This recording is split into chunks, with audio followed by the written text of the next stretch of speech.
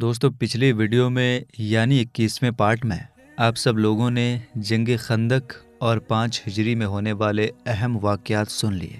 اب آگے یہ 22واں پارٹ ہے اور 6 ہجری ہے، یعنی ہجرت کا 6واں سال ہے۔ غور سے سنیں دوستو، اس سال سب سے اہم اور شاندار واقعہ بیت الرضوان اور صلح حدیبیہ ہے۔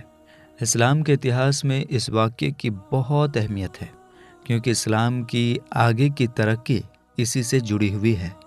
دیکھنے میں یہ ایک کمزور سمجھوتا لگتی تھی، لیکن قرآن مجید میں اللہ تعالیٰ نے اسے فتح مبین کا لقب عطا فرمایا، یعنی بڑی جیت کا لقب عطا فرمایا ہے۔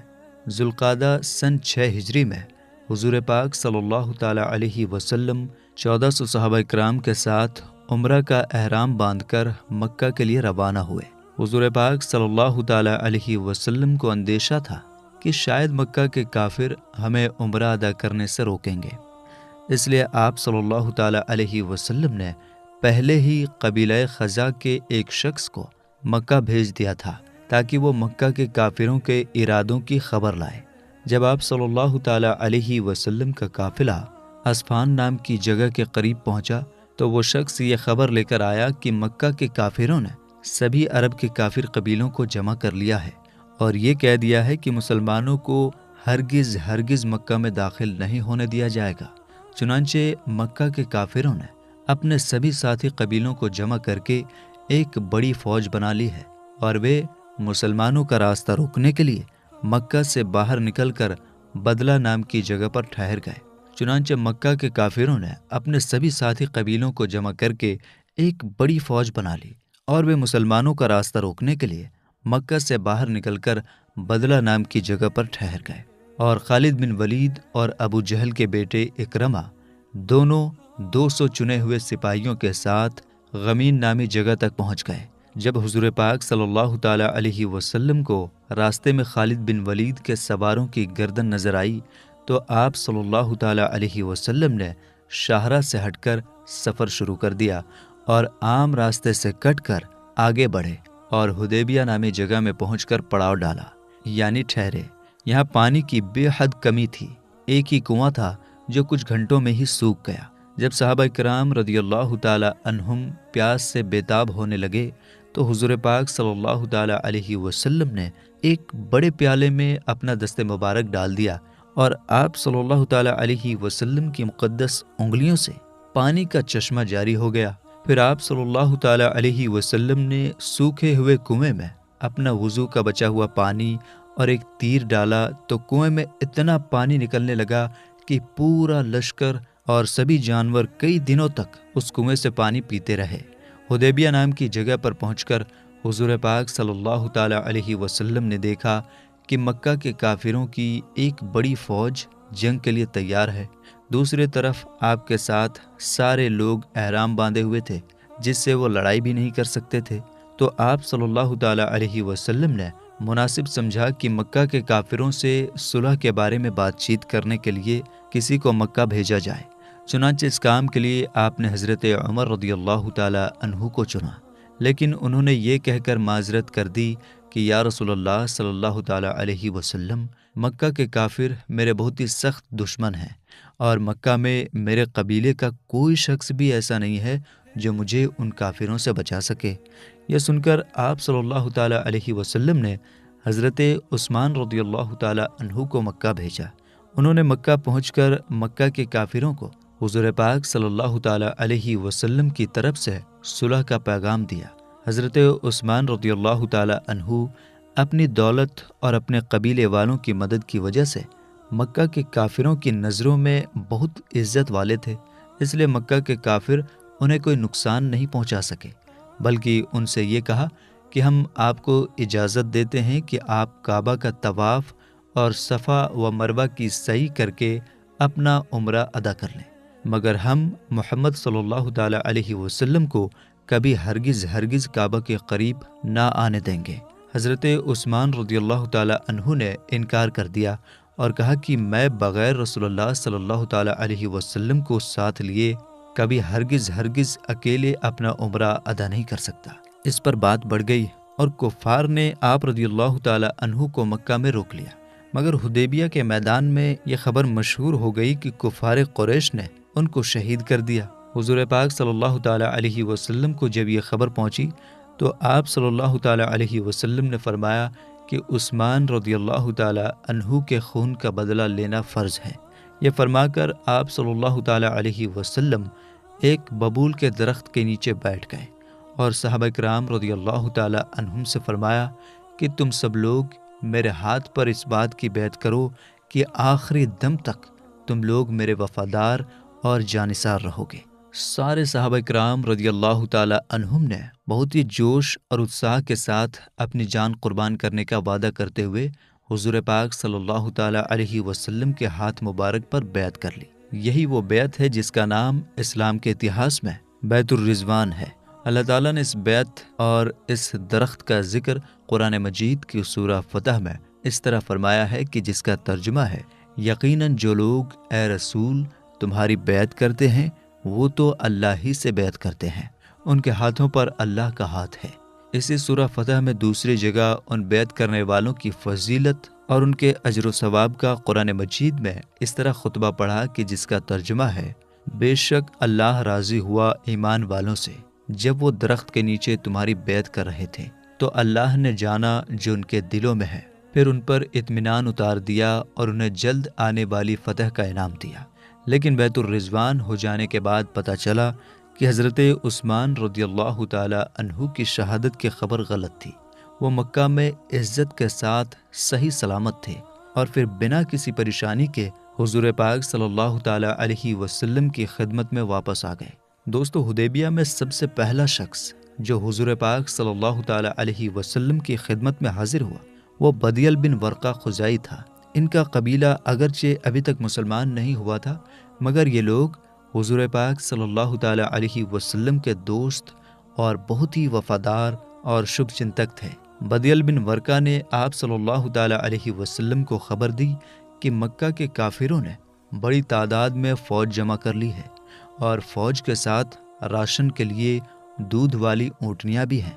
یہ لوگ آپ سے جنگ کریں گے اور آپ کو خانہ کعبہ تک نہیں پہنچنے دیں گے۔ حضور پاک صلی اللہ تعالی علیہ وسلم نے فرمایا کہ تم قریش کو میرا یہ پیغام پہنچا دو کہ ہم جنگ کے ارادے سے نہیں آئے ہیں اور نہ ہم جنگ چاہتے ہیں، ہم یہاں صرف عمرہ ادا کرنے کے غرض سے آئے ہیں۔ لگاتار لڑائیوں سے قریش کو بہت کافی جانی و مالی نقصان پہنچ چکا ہے، لہٰذا ان کے لیے بھی اچھا ہوگا کہ وہ لڑائی نہ کریں بلکہ مجھ سے ایک طے وقت کے لیے صلح کا سمجھوتا کر لیں اور مجھ کو اہل عرب کے ہاتھ میں چھوڑ دیں۔ اگر قریش میری بات مان لیں تو بہتر ہوگا، اور اگر انہوں نے مجھ سے جنگ کی تو مجھے اس ذات کی قسم جس کے قبضہ قدرت میں میری جان ہے کہ میں ان سے اس وقت تک لڑوں گا کہ میری گردن میرے بدن سے الگ ہو جائے۔ بدیل بن ورقہ آپ صلی اللہ تعالی علیہ وسلم کا یہ پیغام لے کر مکہ کے کافروں کے پاس گیا اور کہا کہ میں محمد صلی اللہ تعالی علیہ وسلم کا ایک پیغام لے کر آیا ہوں، اگر تم لوگوں کی مرضی ہو تو میں ان کا پیغام تم لوگوں کو سناؤں۔ قریش کے کافروں کے کچھ شرارتی نوجوان جن کا جوش ان کی سمجھ پر حاوی تھا شور مچانے لگے کہ نہیں، ہرگز نہیں، ہمیں ان کا پیغام سننے کی کوئی ضرورت نہیں ہے۔ لیکن قریش کے کافروں کے سنجیدہ اور سمجھدار لوگوں نے پیغام سنانے کی اجازت دے دی اور بدیل بن ورقہ نے حضور پاک صلی اللہ تعالی علیہ وسلم کی دعوت صلح کو ان لوگوں کے سامنے پیش کر دیا۔ یہ سن کر قبیلہ قریش کا ایک بہت ہی معمر اور معجز سردار عروہ بن مسعود ثقفی کھڑا ہو گیا اور اس نے کہا کہ اے قریش، کیا میں تمہارا باپ نہیں؟ سب نے کہا کہ کیوں نہیں؟ پھر اس نے کہا کہ کیا تم لوگ میرے بچے نہیں؟ سب نے کہا کہ کیوں نہیں؟ پھر اس نے کہا کیا تم لوگوں کو میرے بارے میں کوئی غلط فہمی یا شک تو نہیں؟ سب نے کہا کہ نہیں، ہرگز نہیں۔ اس کے بعد عروہ بن مسعود نے کہا کہ محمد صلی اللہ تعالی علیہ وسلم نے بہت ہی سمجھداری اور بھلائی کی بات پیش کر دی، لہٰذا تم لوگ مجھے اجازت دو کہ میں ان سے مل کر معاملات طے کروں۔ سب نے اجازت دے دی کہ بہت اچھا، آپ جائیے۔ عروہ بن مسعود وہاں سے چل کر حدیبیہ کے میدان میں پہنچا اور حضور پاک صلی اللہ تعالی علیہ وسلم کو مخاطب کر کے یہ کہا کہ بدیل بن ورقہ کی زبانی آپ کا پیغام ہمیں ملا۔ اے محمد صلی اللہ تعالی علیہ وسلم، مجھے آپ سے یہ کہنا ہے کہ اگر آپ نے لڑ کر قریش کو برباد کر کے دنیا سے نیست و نابود کر دیا تو مجھے بتائیے کہ کیا آپ سے پہلے کبھی کسی عرب نے اپنی ہی قوم کو برباد کیا ہے؟ اور اگر لڑائی میں قریش کا پلہ بھاری پڑا تو آپ کے ساتھ جو یہ لشکر ہیں، میں ان میں ایسے چہروں کو دیکھ رہا ہوں کہ یہ سب آپ کو اکیلا چھوڑ کر بھاگ جائیں گے۔ عروہ بن مسعود کی یہ بات سن کر حضرت ابوبکر صدیق رضی اللہ تعالی عنہ سے صبر نہیں ہو سکا۔ انہوں نے تڑپ کر کہا کہ اے عروہ، چپ ہو جا، اپنی دیوی لات کی شرمگاہ چوس۔ کیا ہم بھلا اللہ کے رسول صلی اللہ تعالی علیہ وسلم کو چھوڑ کر بھاگ جائیں گے؟ عروہ بن مسعود نے تعجب سے پوچھا کہ یہ کون شخص ہے؟ لوگوں نے کہا کہ یہ ابو بکر ہیں۔ عروہ بن مسعود نے کہا کہ مجھے اس ذات کی قسم جس کے قبضہ میں میری جان ہے، اے ابو بکر، اگر تیرا ایک احسان مجھ پر نہ ہوتا جس کا بدلہ میں اب تک تجھ کو نہیں دے سکا ہوں تو میں تیری اس کڑوی بات کا جواب دیتا۔ عروہ بن مسعود اپنے کو سب سے بڑا آدمی سمجھتا تھا، اس لیے جب بھی وہ حضور پاک صلی اللہ تعالی علیہ وسلم سے کوئی بات کہتا تو ہاتھ بڑھا کر آپ صلی اللہ تعالی علیہ وسلم کی ریش مبارک پکڑ لیتا تھا اور بار بار آپ صلی اللہ تعالی علیہ وسلم کی مقدس داڑھی پر ہاتھ ڈالتا تھا۔ حضرت مغیرہ بن شعبہ رضی اللہ تعالی عنہ جو ننگی تلوار لے کر حضور پاک صلی اللہ تعالی علیہ وسلم کے پیچھے کھڑے تھے، وہ عروہ بن مسعود کی اس بدتمیزی اور حرکت کو برداشت نہ کر سکے۔ عروہ بن مسعود جب ریش مبارک کی طرف ہاتھ بڑھاتا تو وہ تلوار کا قبضہ اس کے ہاتھ پر مار کر اس سے کہتے کہ ریش مبارک سے اپنا ہاتھ ہٹا لے۔ عروہ بن مسعود نے اپنا سر اٹھایا اور پوچھا کہ یہ کون آدمی ہے؟ لوگوں نے بتایا کہ یہ مغیرہ بن شعبہ ہیں۔ تو عروہ بن مسعود نے ڈانٹ کر کہا کہ اے دھوکے باز، کیا میں تیری وعدہ توڑنے کی حرکت کو سنبھالنے کی کوشش نہیں کر رہا ہوں؟ یہ بات حضرت مغیرہ بن شعبہ رضی اللہ تعالی عنہ کے بارے میں تھی، جنہوں نے کچھ لوگوں کو مار دیا تھا، اور عروہ بن مسعود نے ان کی وجہ سے ہونے والا معاوضہ اپنی طرف سے دیا تھا۔ یہ اسی کی طرف اشارہ تھا۔ اس کے بعد عروہ بن مسعود صحابہ کرام رضی اللہ تعالی عنہم کو دیکھنے لگا اور پورے لشکر کا جائزہ لے کر وہاں سے روانہ ہو گیا۔ حدیبیہ کے میدان میں صحابہ کرام رضی اللہ تعالی عنہم کی جو عجیب اور حیرت والی عقیدت اور محبت اس نے دیکھی، اس کا اس کے دل پر گہرا اثر ہوا۔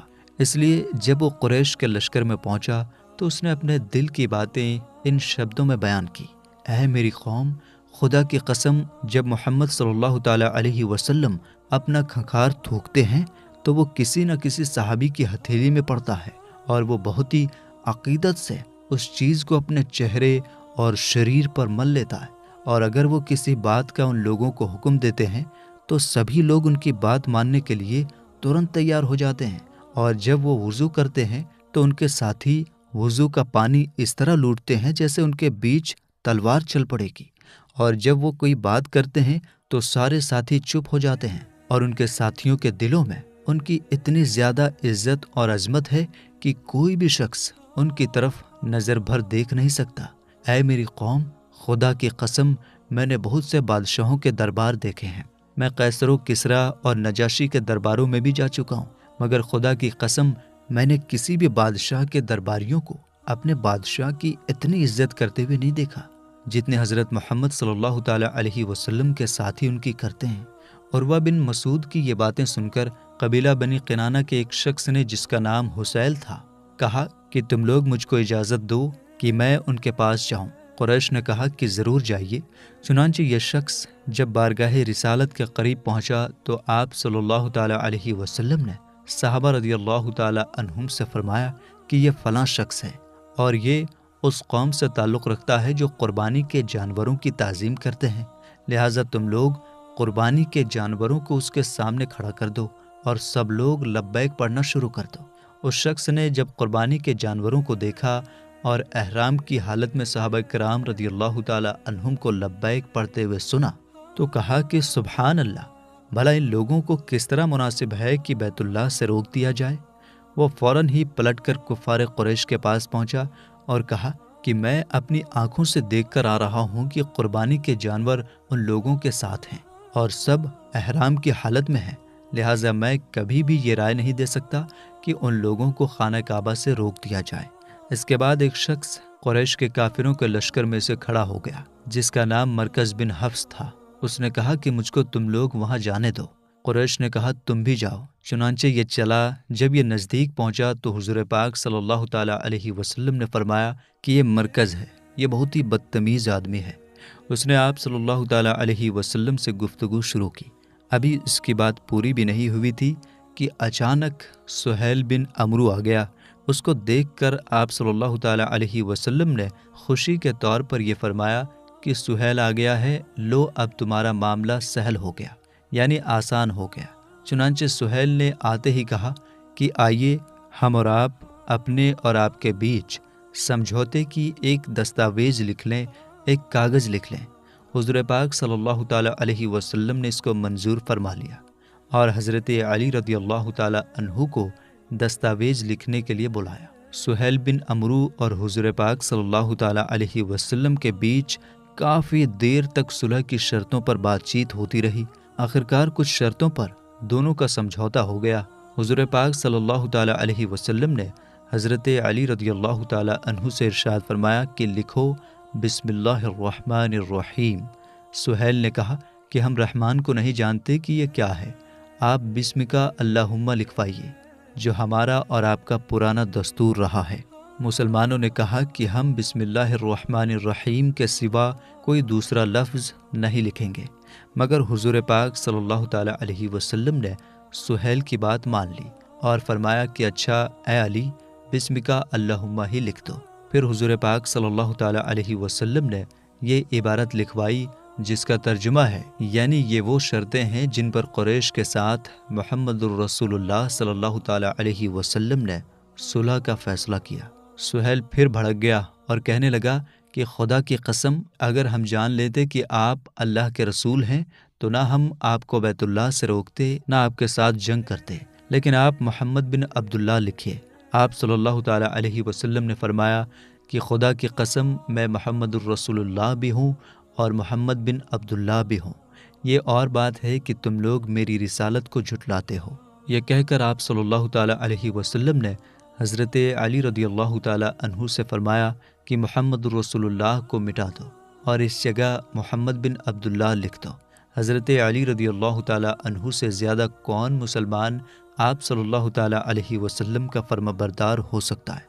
لیکن محبت کے عالم میں کبھی کبھی ایسا مقام بھی آ جاتا ہے کہ سچے محب کو بھی اپنے محبوب کی فرما برداری سے محبت ہی کے جذبے میں انکار کرنا پڑتا ہے۔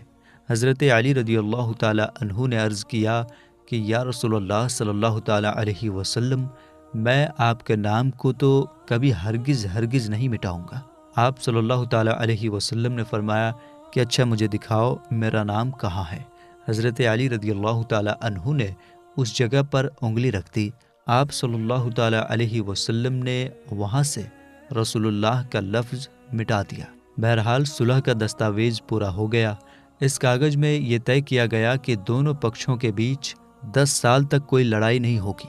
صلح کی باقی شرطیں یہ تھیں: نمبر 1، مسلمان اس سال بغیر عمرہ ادا کیے واپس چلے جائیں۔ نمبر 2، آئندہ سال عمرہ کے لیے آئیں اور صرف 3 دن مکہ میں ٹھہر کر واپس چلے جائیں۔ نمبر 3، تلوار کے سوا کوئی دوسرا ہتھیار لے کر نہ آئیں، تلوار بھی نیام کے اندر رکھ کر تھیلے وغیرہ میں بند ہو۔ نمبر 4، مکہ میں جو مسلمان پہلے سے مقیم ہیں ان میں سے کسی کو اپنے ساتھ نہ لے جائیں، اور مسلمانوں میں سے اگر کوئی مکہ میں رہنا چاہے تو اس کو نہ روکیں۔ نمبر 5، کافروں یا مسلمانوں میں سے کوئی شخص اگر مدینہ چلا جائے تو واپس کر دیا جائے، لیکن اگر کوئی مسلمان مدینہ سے مکہ میں چلا جائے تو وہ واپس نہیں کیا جائے گا۔ نمبر 6، عرب کے قبیلوں کو یہ آزادی ہوگی کہ وہ دونوں پکشوں میں سے جس کے ساتھ چاہیں دوستی کا سمجھوتا کر سکتے ہیں۔ یہ شرطیں صاف طور پر مسلمانوں کے خلاف تھیں اور صحابہ کرام رضی اللہ تعالیٰ عنہم کو ان پر بہت ناراضگی ہو رہی تھی، لیکن وہ حضور صلی اللہ تعالیٰ علیہ وسلم کے حکم کے خلاف کچھ کہنے میں مجبور تھے۔ میرے دوستو، اس سے آگے کا واقعہ آپ اگلے پارٹ میں انشاءاللہ تعالیٰ سنیں گے۔ فی الحال کی اس ویڈیو میں اتنا ہی۔ السلام علیکم، اللہ حافظ۔